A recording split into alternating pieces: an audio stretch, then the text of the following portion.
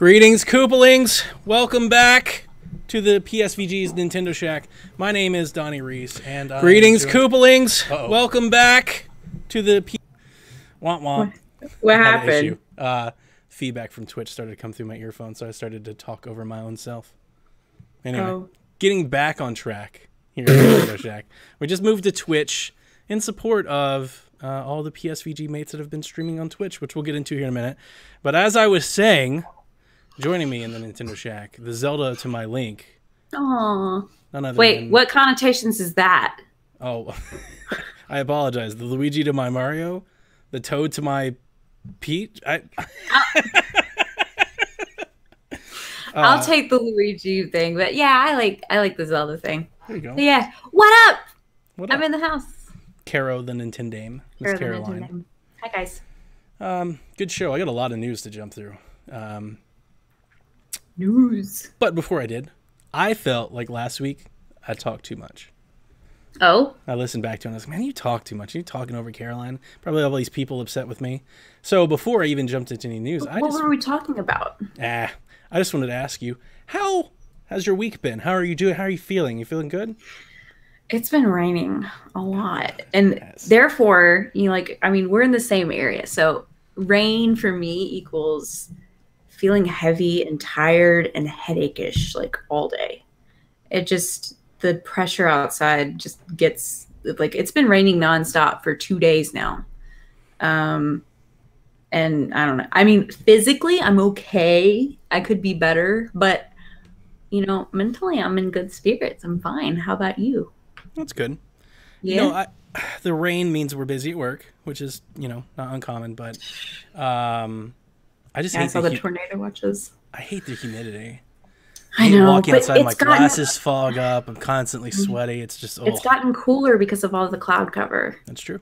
It was only 70-something degrees yesterday, which was great. Good.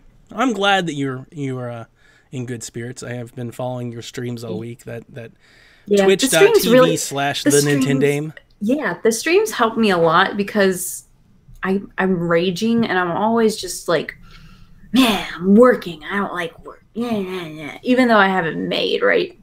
I haven't made. And then I just get on and stream and decompress for a couple of hours before Brian gets home and I can chill with Brian.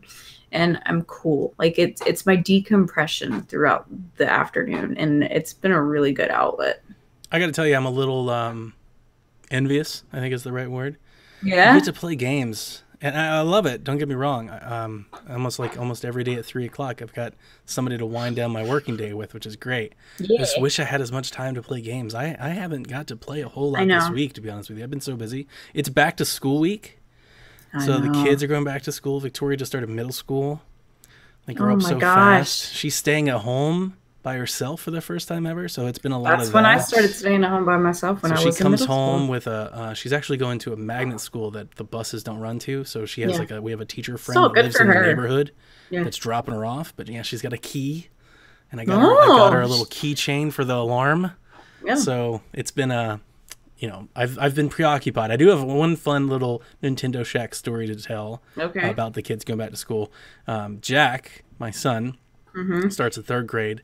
And tomorrow they have an About Me thing that they're doing where they have to bring in a bag of things that he wants to talk about him. So he said, Dad, I brought a golf ball because I love you so much or something like that, something along that lines, right? He goes, I'm bringing in Pokemon cards because I love Pokemon. And he goes, and I want to bring a business card for PSVG. Because I love PSVG and I want to tell them about PSVG. And I said, a business card? How about we send you with a stack full of stickers and you hand them out to everybody in your class?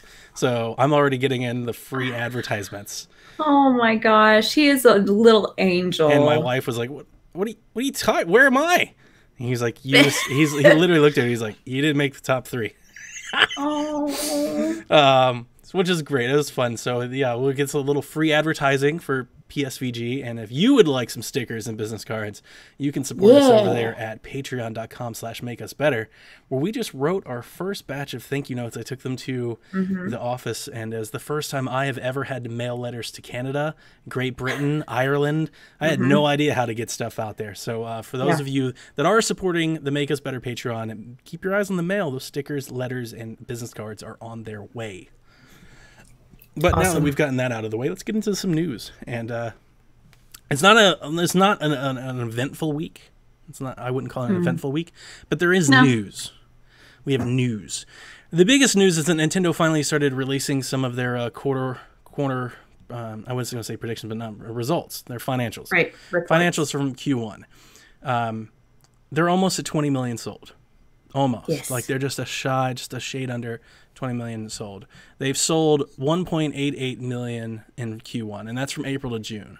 So that's 4% down from last year. So basically the same thing, actually. I mean, 4% is really basically the same thing. Yeah. And that's interesting, considering that last year they were dealing with the launch, and I think they had a bunch bigger, bigger momentum, bigger games. Right. Yeah. Everybody was buying for Zelda. Zelda, exactly. Yeah. They sold 18 million copies of Switch software physically in that quarter. Gosh. That's 120% increase from last year. Now that has a lot to do with the lineup, right? Right. We basically just had Snipper Clips, or no, we didn't have a Snipper Clips physically. We just had Zelda, Arms, and Cart at this point last time. Yeah. Yeah. So plus all the other stuff. You got to think new people are buying Switches. They're buying Zelda and all that stuff. So it's still a big number. They made $166 million this quarter in digital sales. Oh my gosh. It's just reaping cash. So Nintendo is doing just fine over there in the money department. So don't fear. They'll keep making games and game systems for us to play. The most interesting news factoid from the financial release is that the NES Mini was the most sold console units for the month of June. For the month of June. I saw a tweet that was hilarious that said, proving that all of these new consoles are just pretenders or something like that. My headline comes from VentureBeat.com, and to quote them, the resurgence of Nintendo's Mini NES with 30 built-in games on the market helped reinvigorate hardware sales across the board up to $350 million. That's up 52% compared to June of last year, but that doesn't mean that the PS4, Xbox, and Nintendo Switch are slipping. Quote, all current generation platforms delivered sales growth. NPD analyst Matt Piscatella said, gains were driven by Fortnite, promotions around the E3 period, and reinvigorated distribution of the NES Classic, among other factors. So Fortnite is pushing hardware. That's a massive story. That's insane. E3, right, gets everybody buzzing again. It's summertime, right? So they make sense. And then the third thing driving sales was the re-release of the NES Classic. That's already been out for like a year and a half, and almost 2 years. And if you wanted to buy it from a scalper, you had ample time to do it. But... Sure. And if you wanted to not buy it, you could ROM it, and there's Raspberry Pis. There's all kinds of stuff. It just goes to show that I think Nintendo fans, especially those that aren't going to buy a Switch and maybe aren't in the console race anymore, they just wanted that mold. They wanted that little box, and they wanted that controller. And good for them. I question this quite a bit on Twitter. I really don't understand the desire for that box when the SNES Classic is also available. But true, I don't need to understand it. That's fine. People love that NES. Man, it's just nostalgia. I just chalk it up to that. There's a lot of people that have aged out of games that want the NES. Brian and I were talking. We were watching a video about PlayStation 2 and like the best games on there, and it was talking about how it went well into its life. They were making games for the PS2 up until 2013, which I did not realize it was that, but like 4 or 5 years into the PS3's lifetime. And I was like, and he's like, that's nuts. And I'm like, Brian, they did the same thing with the NES. People didn't want to let the NES go. So, I mean, if you think about it, it was probably like 10 years worth of games, and that was the console. So it's not surprising to me. I expect that the 3DS will share a similar fate in the sense that they'll just keep hashing out software for it because the install base, the potential marketplace that you're selling to is so large. At this point in time, I wouldn't be surprised because I was shocked to hear that it go a year past the Switch launch. If I was predicting, I would bet that Nintendo would publish a 3DS game like 5 years from now. There will be it may be an indie game or a small game or a retro game, but they'll put something on there because it just sells. Something will sell to somebody. So that's insane news. Also, I was wanting to ask you if you thought this. I think the marketing for the NES Classic is probably driving the sales because you think about it this way. The marketing last year this time was that nobody could get one. Right? It was just sold out. They were never coming back again. You could never get one ever. And all these scalpers are selling for too much. And like that news has just echoed every month since then. And now stock is available. Everybody's buying one because they missed their chance. And I think that has a lot to do with it. I wouldn't be surprised if we just don't hear about the NES Classic sales again because this month they just blew it out. And that's They're not going to sell 50 million of these. It's not going to happen.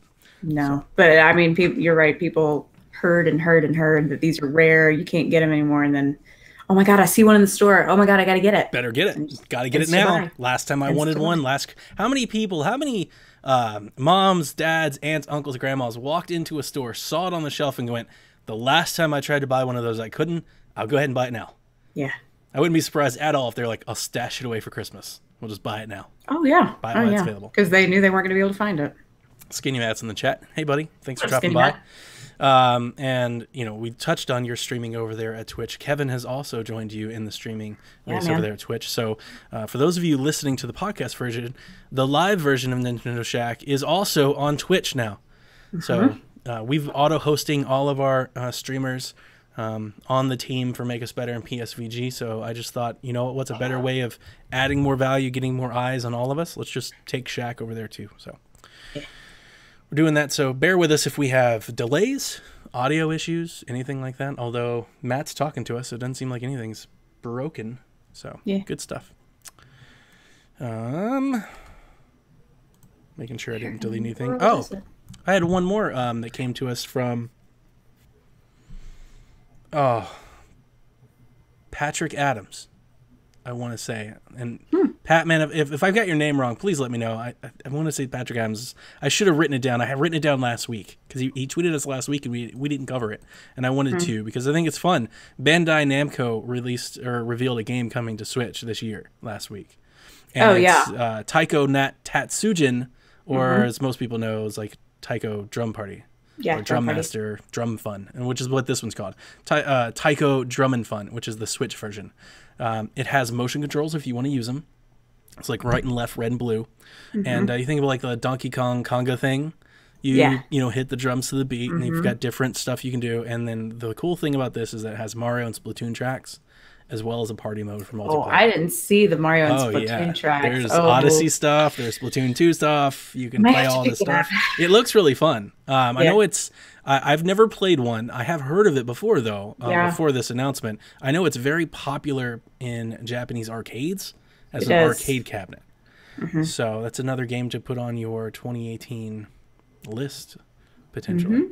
Looks awesome. There's a really good trailer for it on Nintendo's Japanese account because it's very Japanese. In Japan, they're getting a drum accessory that we're not getting. It's also physical in Japan, and here it's just digitally. We're just getting digital. So it's all the, like you said, the arcade scene for that game is unbelievable. It's kind of like this generation's DDR. Kind of, yeah. That's what I understand it to be as well. Which makes me think we still have Killer Black Queen coming. Or Killer Queen Black, and I want to see that. I want to play that game. I think that's going to be interesting. It's got that Switch multiplayer wheelhouse, which we kind of have a question about, and I'm excited. I'm going to see if it makes any noise when it gets here. Before we move into any questions, I know you've been playing Octopath, but you started playing another game today that I want to hear about. You just played it. I just played it. I know. And I'm rolling my eyes because... Okay, so when you guys told me about this game, I was like, yeah, it's an indie title and I've heard of it. I didn't realize that this is like a paranormal type thriller game that's pretty terrifying. Like, I mean, I don't like, I'm not a horror movie person. I'm not, I don't believe in ghosts, but I don't like ghost things. Like, it just unnerves me for whatever reason. Yeah. Yeah. So there's like lines that I draw, like Halloween is okay if it's cute, but I don't do anything like crazy, like haunted houses stuff. I will not do it.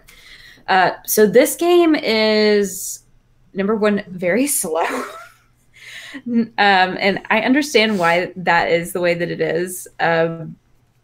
But I cannot forgive the 45 second to minute load times between screens. That is watching your stream. It seemed like it was longer than that. It's abysmal. Yeah, it's really long, and I played it on Xbox. That's not the game experience. That's got to be the Switch experience because it wasn't that bad on other consoles. So it's something, and I know that even after I turned it off because I hadn't eaten in 8 hours and I was starting to get hungry and I was just starting to, my mind was drifting off. So I stopped playing it. I think I've got maybe like another hour left in the game, from what I can tell. And ironically, this goes on sale for Limited Run Games is doing the physical edition that's going on pre-order tomorrow. Or today, if you're listening to this, it's on as of August 3rd. Go on Limited Run if you want to get it for the Switch. And I was like, well, if I like it, then I might get the physical copy just because, you know, it's a novelty thing and I'm big on the physical collections and stuff. But having like removed myself from it for an hour, even like though I ate and I prepped myself for Shack and stuff, I've got like anxiety from it. It really freaked me out. And I told Brian, I was like, I'm afraid I'm going to have nightmares from this game. Cause it's like possess these characters and they have red glowing eyes and they're like smoking and then they get like thrashed around the screen and then they just drop. And no. So I know that you guys all like it, but I think it's just anxiety ridden and it's fearful to me. Like, it's just something that, yeah, I would have paid the $5 for it. Would I pay $20 for this game? No, but it was $5 today and I ended up getting it, and I'd like to play it to completion for just completing its sake. And I want to uncover the mystery, but I've heard that like Skinny Matt and Seth, and I think you were talking about how you can play it again for New Game Plus mode, and then to 100% that you have to do a whole bunch of other stuff. And I don't see me playing this again. I didn't 100%. I played my playthrough and called it a day. Skinny Matt chimes in. He says, it's not scary. Oxenfree is eerie. That's, well, yeah, but see, eerie like that, I love the soundtrack. Some people like the find soundtrack, that scary. Yeah, that's just it. Like, I love the soundtrack.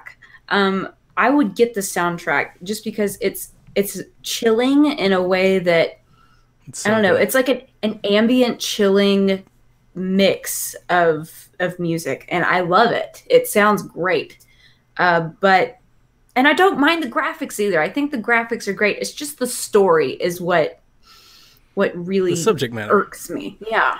Like when I'm tuning the radio dial, I'm like, oh no, I know what I'm gonna do, and I know it's gonna mess up. And every time the VHS like effect comes on, you start to see the fuzz lines. Yeah, I'm just like, no. Like the first time it happened, I was like, what is going on? And Benji was in the chat. Benji's one of my viewers. He's in the chat, and he's like, is it broken? And I don't know. It's like it keeps like rewinding me into this one scene. Like 3 different times I'm walking past this different thing and like a little thing has changed. And then it gets to the part where you're like kicking the ball and the ball kicks back to you. I'm like, I'm done. Nope. So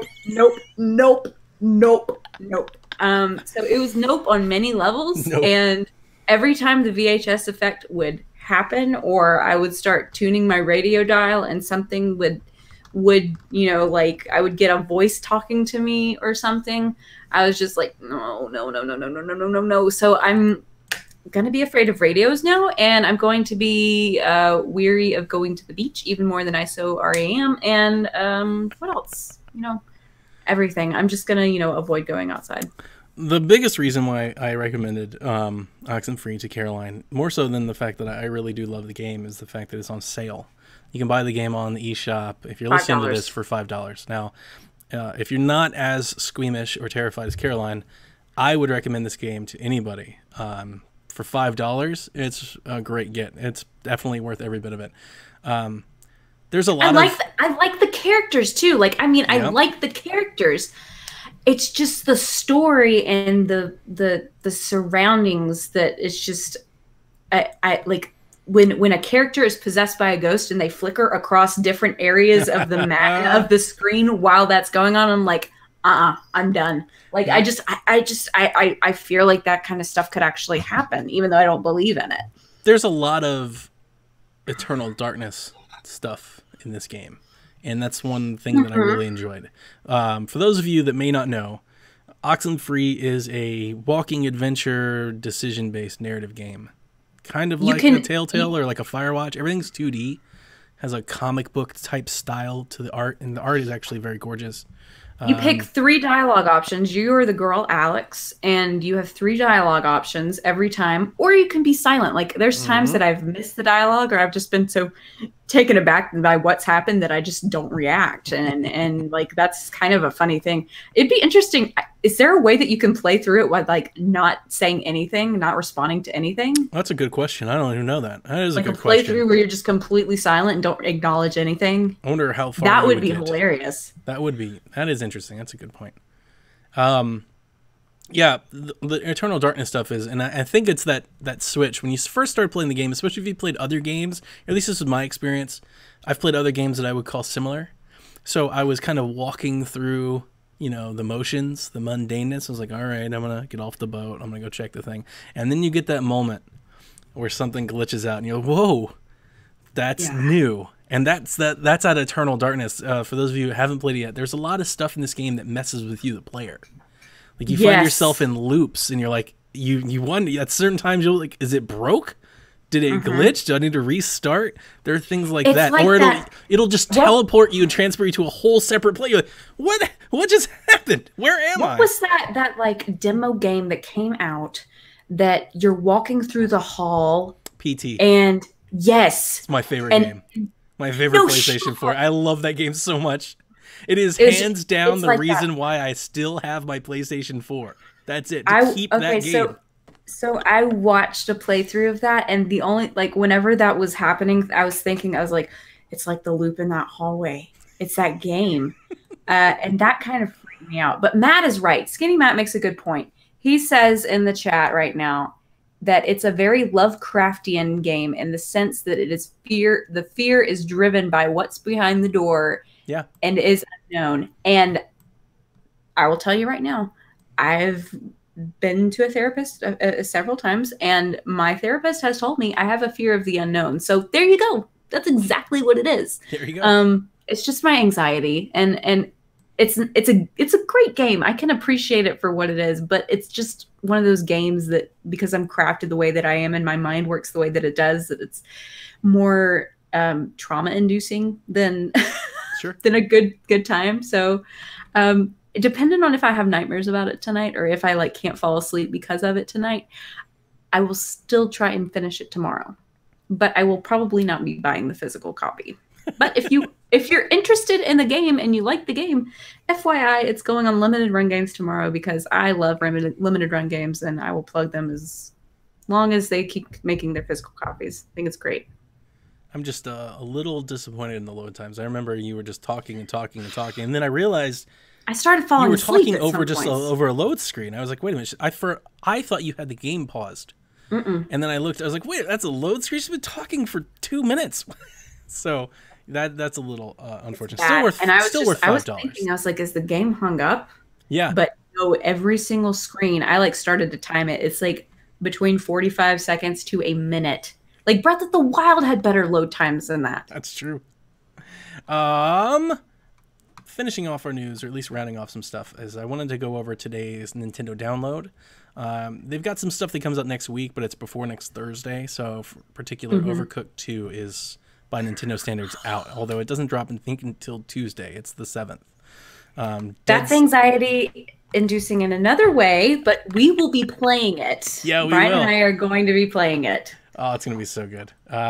Dead Cells drops the exact same day. That's the Metroid. Yes. They call it tough but fair. And anytime I ever hear anybody say tough but fair, it's like super hard. That's what they called Hollow Knight. Celeste. Hollow Knight's, yeah, Celeste. Tough but fair game. No thanks. There's another game coming out on August 7th called Flipping Death, which is from Zoink Games. I heard, yeah, that's right. I remember hearing that Zoink was the one that made it. There may or may not be a review of Flipping Death coming out on Tuesday for PSVG. Oh, yeah? It may not, but there might. Who knows? And then Salt and Sanctuary drops the same Salt day, and Sanctuary. which is the super hard, like Dark Souls 2D combat game, which looks fun. I think it looks fun, but I learned my lesson with Hollow Knight. I think I'll stay away from those games. 1979 Revolution Black Friday was that game we talked about. That game comes out next week. I've already pre-ordered it. And then cycling through the 20 and 30 other games that come out: Iconoclast, Guns, Gore, and Cannoli 2, Loot Monkey. There's a Picross game. I know a lot of people like Picross. I like Picross. Super Blackjack Battle 2 Turbo Edition Card Warriors comes out on Switch next week. Oh, bless it. Oh, bless it. It has this, I actually might buy this one. What? So here's the thing. So, all right, let me explain. First off, it's only $6. So that's not too bad. Second off, at one point in time, PSVG had a poker night for like a month. We played poker together. If I could maybe get somebody into this. Second thing, did y'all actually bet money? I don't think so. Not real money. But we had like an ongoing chip table. So like if you cashed out, you were out and next man was I don't know how to play poker, but I do know how to play blackjack. My kids like playing card games like blackjack and poker. So that's another interesting thing. And it has like this Street Fighter-y art style where you can pick different characters. Yeah, when it said like ultimate or whatever. I just think it sounds cool. All right, so here you go. Super Blackjack Battle 2 Turbo Edition. I mean, come on. You gotta love a game for having that. Somebody actually put that on the box. Turbo Edition. Introduces a roster of 12 very different characters, all competing to become the greatest blackjack player of all time, Caroline. No, you have me interested because it says Turbo Edition, and if it's 2, I swear to God, Donnie, this is going to be on phone already. It's going to be on mobile, and they're just bringing the Switch. You just wait. Following an invitation from the owner of the largest casino in Las Vegas and godfather of the most influential crime family, each character will face other participants as they face off in a game of cards. What's the deal with this game? It's blackjack. It tributes to a well-known arcade fighting game from the 90s, and 10 different storylines with individual endings and dialogues. Play up to 4 players. Different. It's awesome. There is a Super Blackjack on the iTunes shop, but it is it's like one of those games. So. Those games. There's a lot of those games on Switch these days. Well, there's a lot of those games on mobile too, and we just don't talk about that. And I did want to mention Yoku's Islands Express, which is that Metroid pinball game, has a demo. So if you want to try it before you buy it, there's a demo out on Switch. You can give it a try, which I thought was cool. Oh my goodness gracious! You just roll over your cat? No, she just like was stretching and like clawing up my chair, and I was like, what's she trying to do? And I looked down, and there's a little face in my view, and she's like, hi! She just squeaked at me. Hey, sweetie pie. She probably wants to get up here with me. Before we move into some more questions, I did want to mention, I was going to do this last week, but I'll go ahead and get this out of the way today. If you wanted Sushi Strikers, which I'm holding in my hand here on the video, Amazon has them both on sale. They have the 3DS version on sale for $24.99 and the Switch version on sale for $29.99. I took my phone into GameStop, and they price matched me. So I got Sushi Strikers on 3DS for $24.99 minus my GCU. So it's about like $21, something like that. So that's an interesting game. Let me know how it is, because I've been debating I'm going to get them eventually for collection purposes, but I am leaning more towards Switch. Kevin got the Switch version. The graphics are better on Switch. Every review I read said it was better on 3DS. Everyone. Almost every single one that I heard. There's something Kevin and I talked about. Something apparently like the game was designed around the stylus. Like the game was made for that. And then on Switch, you just kind of make do without it. I also wanted to mention that I got this bag. Ooh, that's a nice bag, dude. This messenger bag. It's PowerA's Nintendo Switch case. On Prime Day, it was down to, I don't know, $13, $15. I was on vacation. And if anybody was interested, it helped me when I was on vacation. I definitely liked it. It was a lot better than throwing my dock and my Switch in a case with my games and all the stuff in just like a knapsack or a backpack or anything like that. This was fantastic. Right. Not only is it a cool messenger bag that looks good, it's got compartments, but it also comes with a Nintendo Switch hard shell. Oh, so, nice. Yeah, very hard shell, nice, durable thing. See, I have the one. You remember when we were at the Switch launch and they had the little, it's almost like a box, but it's got a zipper around it. Yeah, the carrying case. I have that one, and it's very useful for traveling, just carrying it in the car, or carrying it on a plane. So if people are looking for a smaller version of that, then that's the official Nintendo one, I believe. I got that Nintendo gray backpack just because it looked cool and niche, but it has like zero protection. Yeah. It's like thin as can be, so it's just like a style thing. All right. Anything else you want to talk about before we get any questions? Anything you're looking forward to buying? You want to talk about Octopath? You want to talk about anything? I'm playing Xeno. I finally finished Xenoblade Chapter 4. Since you were showing off your stuff, I showed this off on my stream earlier, but I like to import Japan a lot. And because I got the Octopath Traveler 4 CD soundtrack, which is phenomenal, by the way. You get 85 tracks. Hey, is that the one inside the Master Edition? Yeah, I was telling you. You got this, right? Yeah, but how many tracks are there?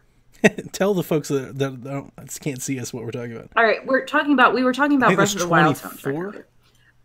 I'll have to look and see how much the one was that I saw on Amazon Japan, but I was convinced that we didn't have one in there. But anyway, you proved me wrong. So I was so over the moon about my Octopath Traveler experience that I was like, I need more game music. Like, I just like the physical jewel cases, collecting CDs like I used to, collecting cassettes like I used to. You're an old soul. I am an old soul. And I still don't do vinyl. I haven't understood the vinyl thing. It's just such a hipster thing. I don't understand the CD thing. You know what I do with mine? You know what I did with this one? Fire Emblem, Life is Strange, Xenoblade. I ripped them all out of my Google Drive, gave all the CDs to my daughter. It's like just handing them over, like go destroy them. Once they get into my Google Play, that's it. I'm done. So I was looking for the Splatoon soundtrack because I knew that they made one. It's called Splatoon, Tune. And I knew they made it, but apparently it never made its way to America. So I was like, well, I guess I got to import. So I went on and I got this. It's the Splatoon from the original game soundtrack. And then I was looking, and they had the live CD for Callie and Marie's concerts, where they do the hologram thing and they go perform live, kind of like the Vocaloid thing. So there was a live CD, and I'm not a big fan of live music, but this has tracks that are actually not on the original game. And I was like, gotta have it. Splatoon 2, Tune 2, that came out. And then because Octo Expansion had such new music, they came out with the regular Octo, this one's called Octo Tune. And came out with the regular one, and they came out with the expanded one, or it's the limited edition. So I just got the limited edition one because the cover was way cooler. Yeah, that's a really nice box. So Pearl and Marine are on the front, and then Callie and Marie on the back. You've seen their live recordings in studio where they show like the singers for the Callie Marie, and as they sing with the tune. And stuff. I showed it to my wife, and she was like, I really would like to hear them without all the stuff on top absolutely. Of it. Like, I'd love to hear what they sound like. They're really good singers. Yeah, it's pretty neat. So I got 4 CDs, all of the Splatoon CDs that have been released, I suppose. Sure. And I'm gonna have fun putting all of these into my iTunes, but I'm in the hunt for more. I bought a. I'll save this for next because I don't have it to show off. But I bought a Rob. I bought like a Rob the Robot or a Rob Amiibo. Rob the Robot. Why did you buy a Rob the Robot? I collect, dude. I collect. You're not lying. You're hardcore. With all of the gyro accessories and the guy I was talking to him was like, I understand that you're saying that this stuff is refurbished and that you have actually, he's like, he collects the pieces and he throws away the bad ones and gets the new ones and puts them in and stuff. And he had these gyros, like for people that don't know, they're like these red discs that you used with the Gyromite game. And they're very prone to stains and scratches like on the actual red part of the disc.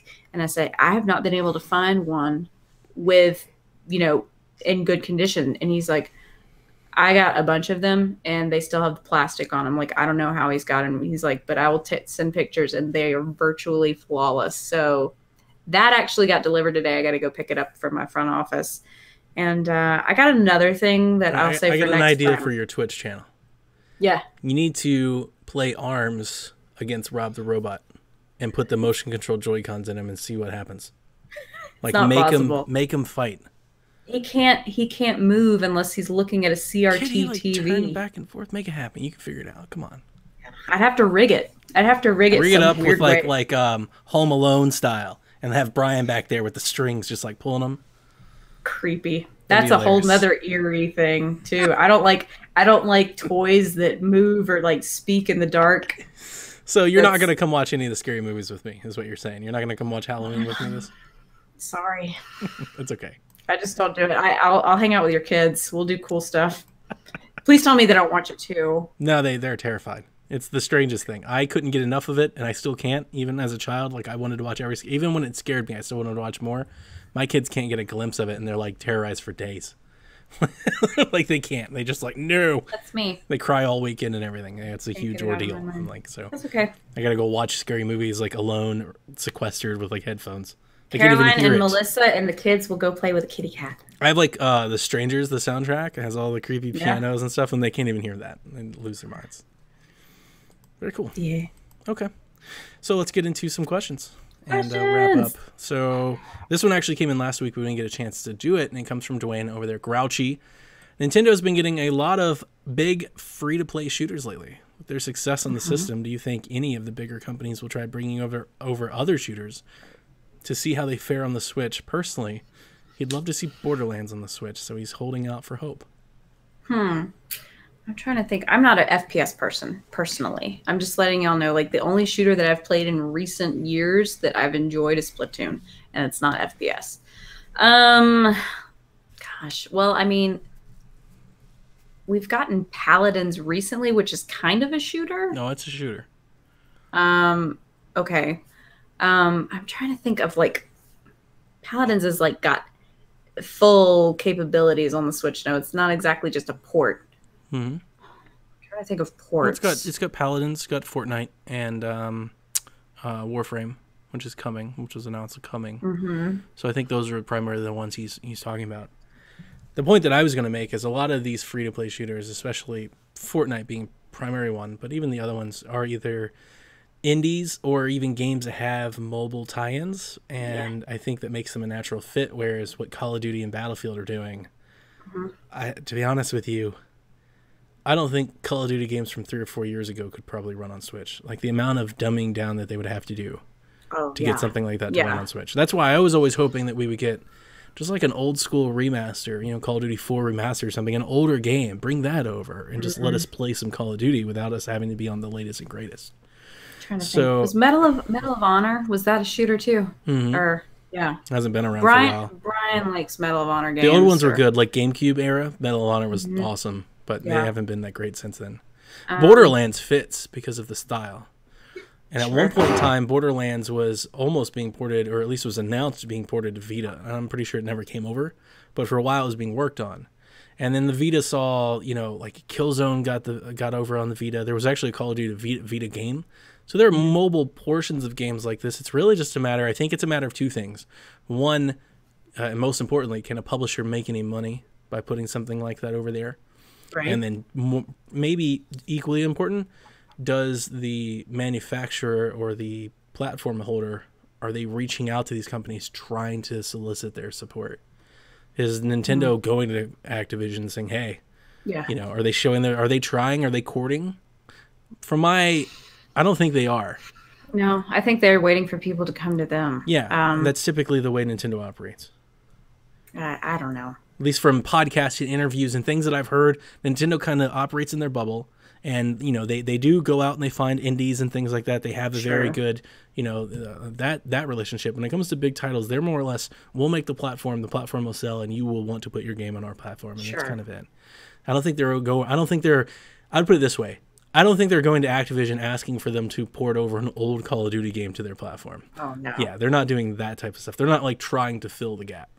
So I think what it's done is it's made an ample environment for a game like a Fortnite, like a Paladins, to succeed, because they're not competing with Battlefield and Call of Duty and Battlefront. They don't have these big guys to go against.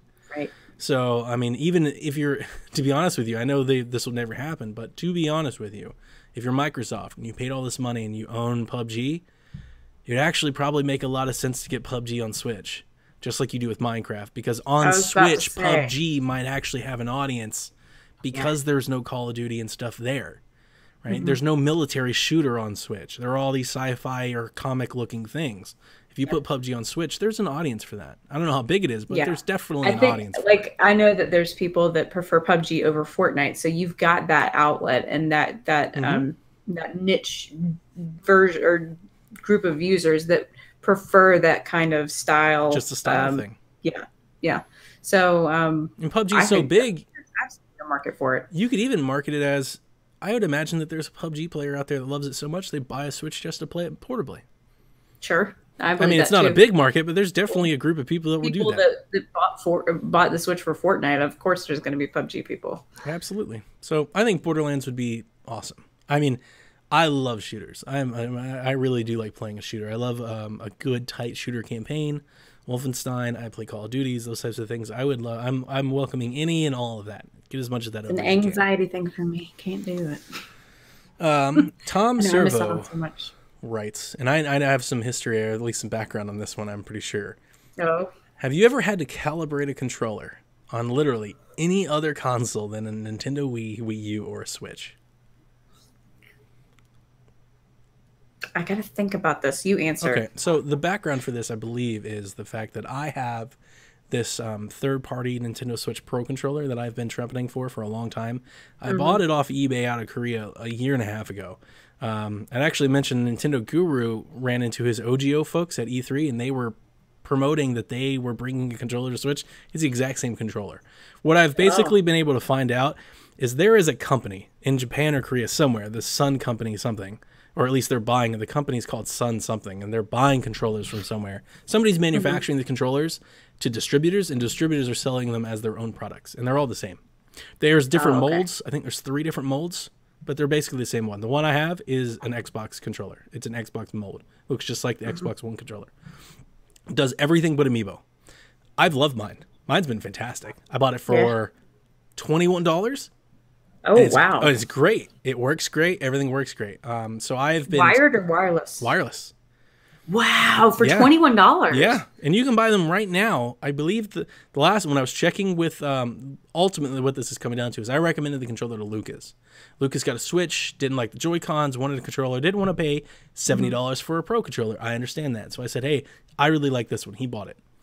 The only issue I had was during the 5.1 update, but they patched it and they got it fixed. Right. Lucas reported that the controller the feedback was terrible. It wasn't working. The sticks weren't working, everything. I was like, oh man, that really sucks, because I have literally put 80, 100 hours on mine and I've never had a problem. Once I got the patch, it's been great. But all his stuff was performance based. So I asked him, did you configure the controller? He's like, what are you talking about? I'm like, in the Switch settings, you can go in there and configure sticks and buttons, and you run through all these tests and everything. It's just kind of like a tuning program. He's like, I've never had to do that with another controller before. To be honest, I haven't either. But also, to be honest, I don't think I've ever bought a third-party controller for like. That's what I was thinking about. I was thinking if I'd bought a third-party controller, and the only one I can think of was the Wavebird, the Wavebird wireless controller for the GameCube. Because I don't think it was actually Nintendo. I correct me if I'm wrong on that. Like, it was a big Nintendo thing and like everybody had one, but I don't think it was. And I don't remember calibrating that. and I played the crap out of that thing. I broke it. But yep, I have not had to calibrate a controller outside the 2008 or 2006. I bought a few cheap Wiimotes. Nyko, Afterglow, things like that, things for the kids, you know, things like that. But the Wiimotes you have to calibrate anyway. Like when you pair them and sync them in, you've got to calibrate. You got to, you know, when you're playing Wii Sports and things, you got to put them down so they can calibrate and all that. So, yeah, I've never really had that issue. The Wii U, I never bought a third-party controller, and my Pro controllers work just fine. So, yeah, I mean, I don't really have an answer in terms of, I don't think so. I've never had to calibrate a 360 or PlayStation 3 controller. But even back then, I think I was doing a lot of wired stuff. You know, I had That's the thing too. Like the only wireless thing I had before the Wii was that Wavebird wireless controller for GameCube, and it ran on battery, so I don't ever remember it being. I don't know. I just don't remember. I'll have to look it up. That Bluetooth signal for the Switch that's using for controllers must be really easy to emulate because there's a bajillion controllers out there. You can buy all kinds of controllers. Everybody's got a controller. So. There's a lot. If you want to go digging, there's a lot. All the 8BitDo stuff, these things. Oh, yeah, there's all kinds of stuff like on Etsy, like from China, things you've never heard of. You can get real crazy. Oh, man, there's this one that I saw on Walmart that I posted. It looks like kind of like a boomerang, and then literally it's half blue and half red. Oh, no, I saw that when you posted it. It's the stupidest looking controller I've ever seen. I was like, this is dumb as can be. But yeah, that's the type of stuff that's out there. It must be really easy to emulate. So I still stand by my controller. And I'm happy to report that after Lucas did that, Lucas did tell me it got better. So that's good. That's good. Yeah, I'm glad it got better for him because I felt bad. I was like, man, I feel really bad. So anyway. It's that cheap. That's awesome. Oh, I love it. I really do. Dwayne also writes in this week, and he asked to recommend a few games that's dropped over the past few weeks because he hasn't been paying much attention because he's been busy. So, Caroline, got a few games you'd like to recommend? Octopath for sure. No doubt. This is like probably, I don't know, like up... I can't really call Xenoblade 2 my game of the year because it came out last December. So, even though I've played it the most this year... It's not like the 2018 game of the year. This game is thebomb.com. And if you're a JRPG fan like me and you love the grind, this is like everything you could ask for and like an outlet for grinding JRPG. It's perfect. Let me be contrarian. We had somebody tweeted us 2 days ago with something that I actually am a little surprised I haven't heard more of. Somebody tweeted and said he really doesn't like the game. He doesn't like that it's so old school. He's like, it just feels like we're going back in time. So that's the point I wanted to make. If you had never played Final Fantasy 3 or 4 or 6 or whatever the numbers were and that type of stuff back in the day, if you're, let's say you're 14 years old, you have no idea what that old stuff was entailing, and you've come up through this all different modern age of stuff. Do you really think there's something there for that person too? I haven't played it yet. I don't know. That grind scares me. You got to watch the Honest Game trailers that got put out about the songs. Just watch it. It's funny. And if you guys haven't watched it, go watch it. It's funny. I will say that the grind gets better when you acquire skills. And if you didn't know to apply those skills, it gets a lot easier. Because I was one of them that was like 30 hours in, and then one of my streaming chat buddies was like, you do realize that you're supposed to equip the skills. You're doing this completely wrong. Right. And I was like, this is a million times easier. Like, it's still grindy, but it's not, oh my God, it's going to take me 40 minutes to beat this boss grindy. I hammer through bosses pretty seamlessly now. And apparently, like, towards end game, you get pretty OP. So it's worth it in the end for you to do the grinding. I recommend that one. I'm trying to think of anything else that's come out recently. That Shantae Ultimate Edition came out, and there was recently an update that you shared with me from Shantae. Oh, yeah. I haven't even like added on that. So Shantae Ultimate Day 1 Edition came out. Well, I mean, the original Shantae Half Genie Hero was out for the Wii U and previous generation, but it got ported to Switch.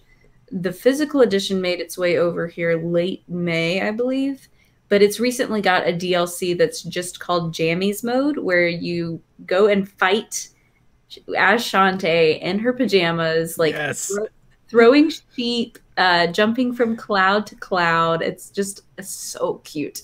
But did you watch that thing where they did the tease in the beginning? It's like time for the best mode, and of course they like do the bus shots, and they're like, no, not that. And then in terms of the bus shots, I'll never forget the day I was playing that on Wii U. My wife walked in, and it was one of the scenes where she was in the bubble bath, and there's all the bubbles around, and she was like, "What in the hell are you playing?" That's awesome. I can see you doing it too. She doesn't like Bayonetta either, does she? Nope. My daughter loves Bayonetta, which makes for some fun arguments. It's okay. Victoria's my kind of girl. She's her dad's daughter for sure. She got more of me than she wants to admit to. Except the scary movies. The games, so Inside and Limbo came out. If you hadn't played those yet, Dwayne, those are both really, really good. Limbo, I think, is a better game. Inside is more of an experience. Limbo, or Inside, it's definitely worth playing, but it's something else. The Yoku's Island Express, we've had both Justin and Kevin both recommend it completely. That's pretty cool. What's the one that you got a few weeks ago that you said it was download only, and you said you'd been waiting for it? Gosh, what was it? Think about ones you've played on digital. My son has my Switch. I can't even look it up. I'm sorry. I'll have to go back and look. I'm pretty sure it came out in June. Okay. I've been playing so much Xenoblade, I can't really even think of anything else that I was playing before Xenoblade. Runner 3. Was that it? No, it wasn't Runner 3. Because Runner 3 is out, and I'm still waiting for the easy mode, because that game was hard. The game kicked me straight in the teeth. And then, what all the cool kids are playing. Play some of that Fortnite. Play some of that Paladins. I did download Paladins. I still haven't got to it, man. Cool. I just been doing Paladins. I watched Jason's stream. Paladins for about an hour, and it looks awesome. Like, it runs exceptionally well. Here's another one. Sonic Mania Plus got a physical release recently. If you're a Sonic fan, that is Plus actually, DLC just dropped recently. That's just it. Sonic Mania Plus has the DLC included with it. I gotta go back to that game. I gave up on it in like the third world, I think. I gotta go back and try that. It's really pretty. It's nice. It is good. It's good stuff. And as an old school Sonic fan, it's perfect. It's a great love letter. I am gonna look for this while you continue on. So. And then the last thing I'd say is all the DLC. That Octopath or the Octoling DLC is super hard. I did go through the Rabbids DLC. It was really good. I'd say, just it was good. It was good, just good. I just put it that way. It was just good. Nothing bad I want to say about it, but it's not exceptional. It's just good. Good DLC. And then, if anything you've missed, there's tons of games to play. Definitely. There's tons of Hollow Knight. If you want to put yourself through that and you want to ascend to the ranks that only Jason Lacey holds amongst us, grab that. Hollow Knight's amazing. In all seriousness. Hollow Knight's top 3 for me right now. Oh, yeah. Luminez Remastered. Yeah. Good grab there. Luminez is amazing. Yeah. Everybody should own Luminez. If you have a Switch, you should own Luminez. You know why? Because it's fun for everybody. It's just great. It's a great game. Even if you don't want to pay $20 for it, like, wait for it to go on sale, but definitely add it. It's a perfect. It's like a portable game.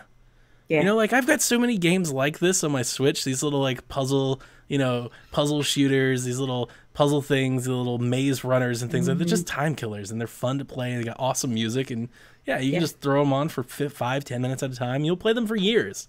I'll never stop playing Luminez as long as I have my Switch. 5 years from now, I will play a game of Luminez. Guaranteed. I know people that still play Puyo Puyo Tetris. Yeah, I still play Puyo Puyo Tetris. There's every now and again, I'm like, man, I'll go over to that long, if you haven't been there in a while, I'll scroll all the way to the right on my Switch, and I'll go into my library, and I'll see it, but oh yeah, I own Puyo. Or you could just do the thing where you get all of the titles and you scroll down. Yeah. You could do that too. And I'll go through that and I'll find Puyo and I'll boot up Puyo for a minute and I'll run through it. Yeah. Those types of games always have a little replay value and they add some good stuff. So there's some good recommendations there for you. Catch up, buddy. Get through that backlog. He calls themselves the Backlog Buster, but I think they should change their name to Backlog Builders. They just build them. Last question. This is the one I need your help with. Okay. Skinny Matt asks, if you were to play D&D, I presume he means Dungeons and Dragons. I would hope so. What race and class would your character be, and why? Oh my gosh! All right, let me look up the races. I thought you said you knew because this. it's been a while. Okay.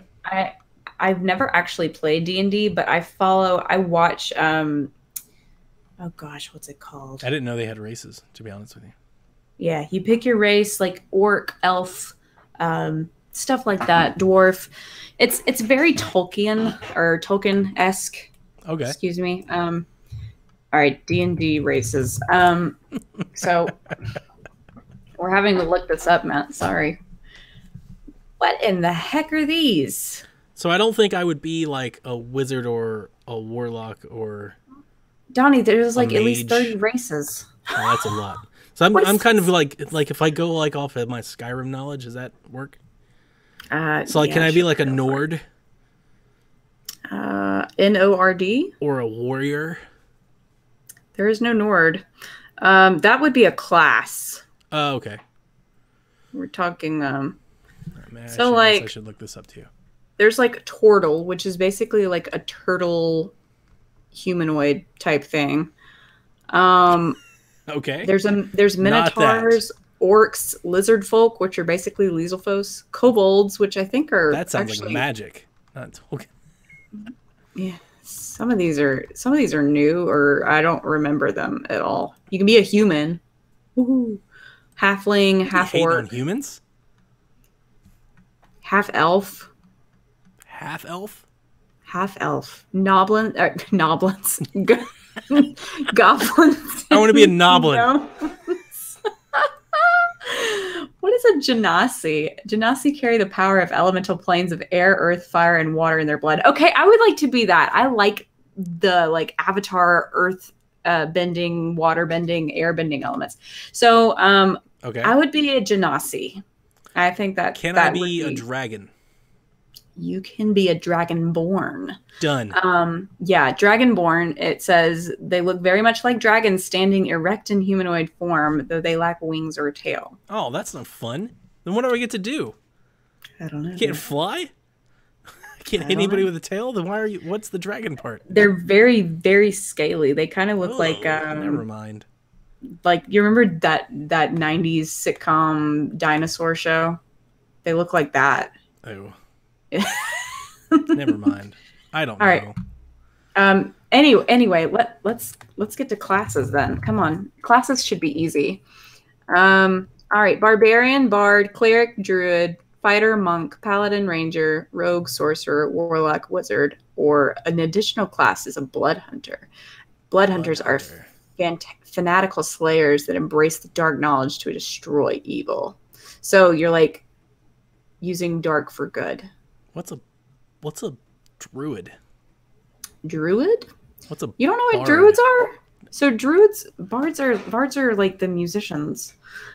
Druids, if you haven't played WoW, they're like kind of like mages or more like they're kind of like clerics or priests or something. Yeah, that's not they use animals as far as I remember. Or they either use animals or they can become animals or something. It's been a long time. I haven't played WoW in years, and I don't know exactly the D&D stuff. People are gonna hate us. A bard is an inspiring magician whose powers echo from the music of creation. Okay, I'm gonna go for Rivali here. I'm gonna be. I've googled it. I'm gonna be an Aarakocra. For the race. Sequestered in the high mountains atop the tall trees, the Aarakocra, sometimes called bird folk, evoke fear and wonder. So this is a bird person. So I'm Rivali, and I guess I get to fight things. So I'll be a fighter. I'm a fighting Aarakocra. So look up the classes. Oh, okay. So you're just gonna choose to be a fighter, huh? Master of martial combat. I'm not going to do any religious stuff. I'm not going to do any peaceful stuff. I'm not going to tree hug anything. Like, that just leaves me to... I'm just like a dude. I'm just a warrior. I'm just a guy. I think I would probably be good as a wizard, especially if I were bending all sorts of elements and stuff, or maybe a sorcerer. But at the same time, I think like being a monk is a master of martial arts, harnessing the power of the body in pursuit of physical and spiritual perfection. Yeah, see, that sounds like a lot of work. I need to like drink beer. I'm more like the Aragorn type, right? I'm just like, let's get this done. You'd be a barbarian then, a fierce warrior of primitive background who can enter a battle rage. That's Lobo. I'm not quite that. I'm not that rage-inducing. I'm more calm. I'm skilled in my tactics. I like the idea of a blood hunter, though. Dark magic for using it for good. Caroline, the elemental blood hunter. Yeah, whatever it was that started with a G. You don't even remember it. There you go. Genasi blood hunter. What a terrible way to end Shaq. Thanks, Skinny Matt. You've ruined the show. A terrible question. I appreciate the question, but it's an awful question. We just showed that we have no idea about D&D. None. I don't know anything about D&D. I have listened and watched a few episodes of Critical Role, which is the voice actors. Matthew Mercer is the best dungeon master that's ever walked the face of the earth. I'm convinced. And if y'all haven't watched it, it's great. It's Ashley Johnson's thing, right? Yes. Yeah. Oh, I love her so much. Laura Bailey, Travis Willingham. I so badly just want her. I want to meet her. Sign your book. Sign my book, please. Ashley.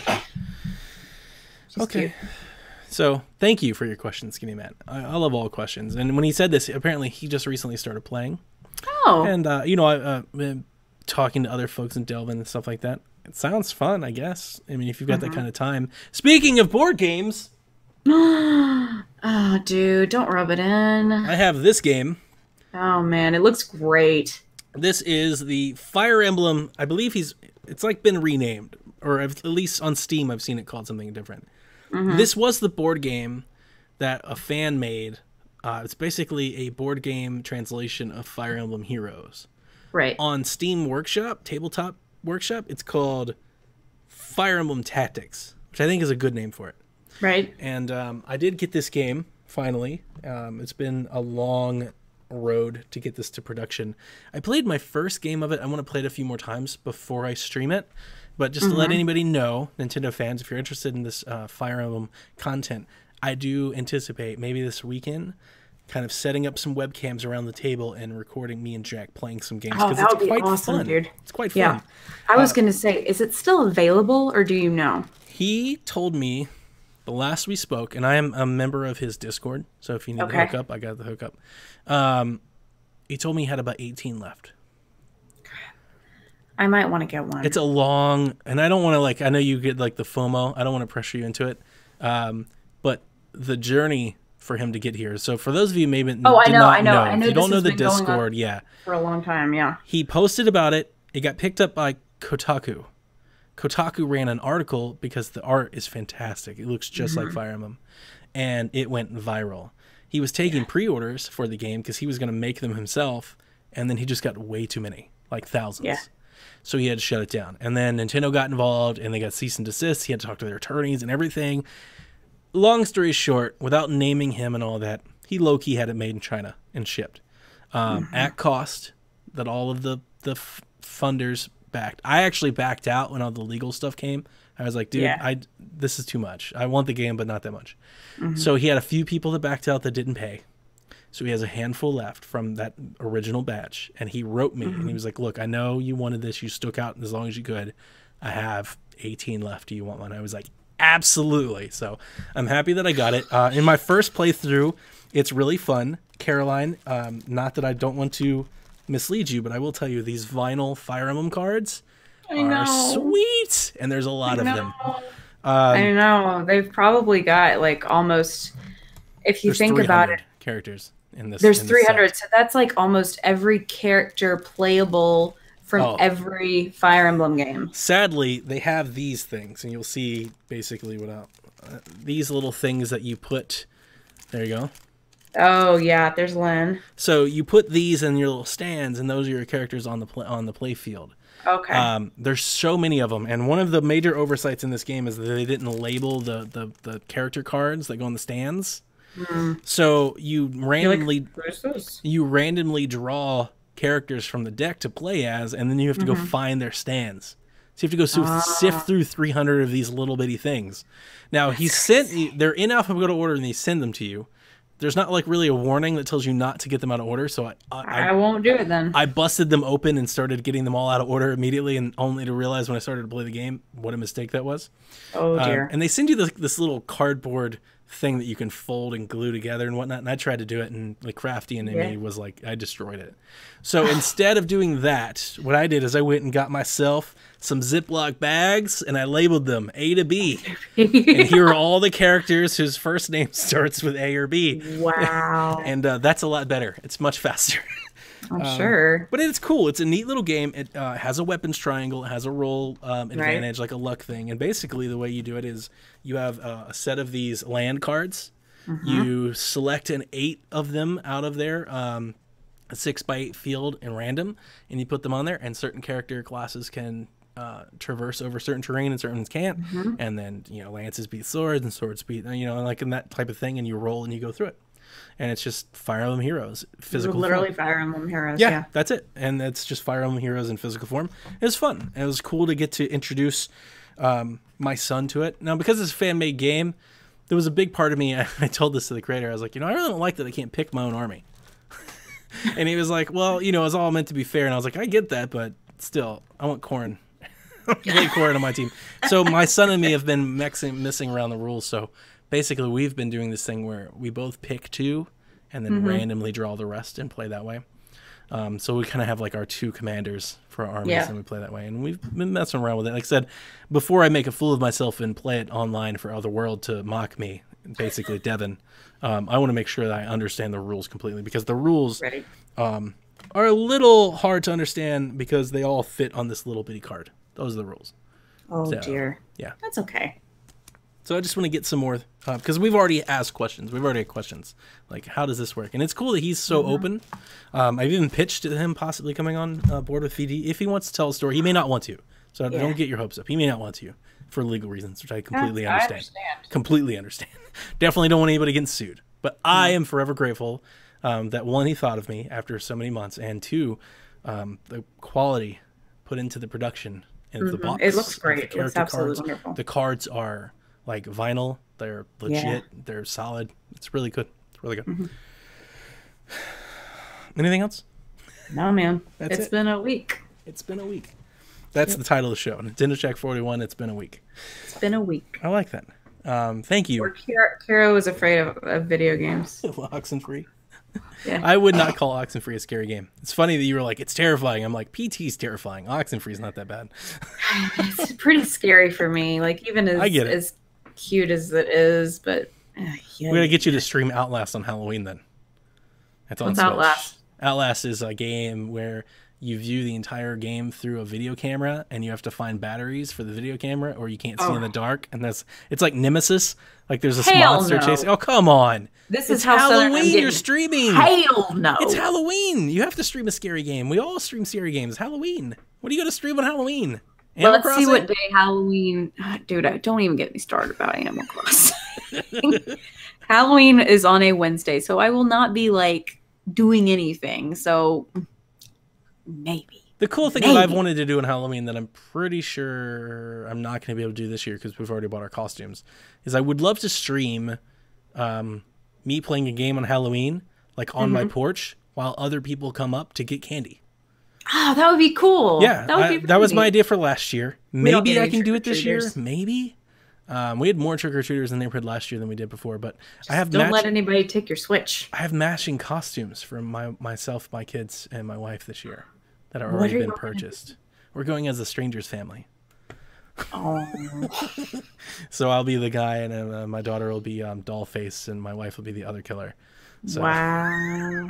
They're going to hate you. Oh, no, they're all into it. When I showed them the costumes and everything, they're all into it. So anyway, thank you, listeners, for tuning in to another week of Nintendo Shack. We really appreciate it. Jason is on vacation. He sends his no, he doesn't. He's happy he's on vacation. He's living up at the beach. He doesn't care at all. He actually posted in our Discord while it was on. Damn, can't even gather bandwidth to pull up the stream.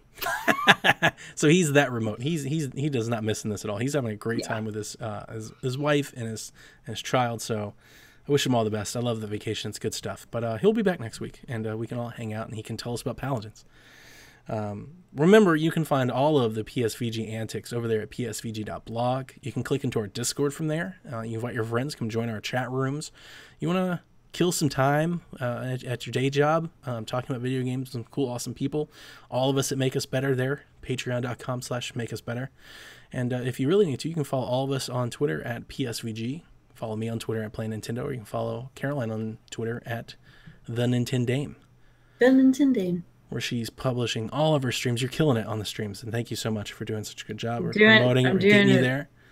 I'm doing it every day. I'm just like, it's my outlet, and I don't know, I just want it to succeed. So that's why I'm putting all the time. I like watching your streams. You're good at it. Mo's good at it.